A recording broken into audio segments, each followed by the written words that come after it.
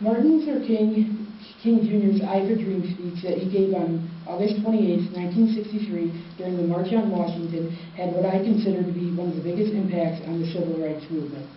I say this because of talking to my great-grandmother Ruth about it. She was 45 years old at the time that Reverend King gave his speech. I recall talking to my grandma about the day of the March on Washington. She told me she wished she could have been there that day to hear the powerful speech and that she was hopeful that Reverend King was going to open people's minds.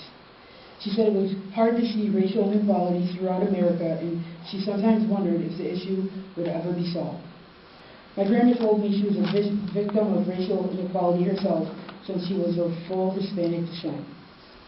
If you were black between 1940 and 1960, if you were black, white families would burn your house down while you and your family were in it. If you were black, white police officers would beat you and blame it on self-defense. However, if you were black, you would pray for the very people that beat you. If you were black, you would pray for the people that take away your rights and falsely accuse you. If you were black, you would pray for the people that refuse to believe that you do in fact have a dream. Ordinary, everyday people can reshape the path of modern society and still continue living day to day as an ordinary person. Despite the high regard that history has for Rosa Parks, her life was not all fortune and fame.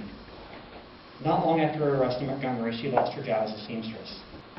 Even with her iconic status and having a recognized household name, Rosa Parks continued to hold standard employment positions. Arrested 3 times before the Birmingham Agreement, but he didn't care because he won. Freedom. Stores, restaurants, and schools will now be desegregated. The Freedom Walk in Detroit is where they celebrate it. I have a dream, he said here, for the end still was not near.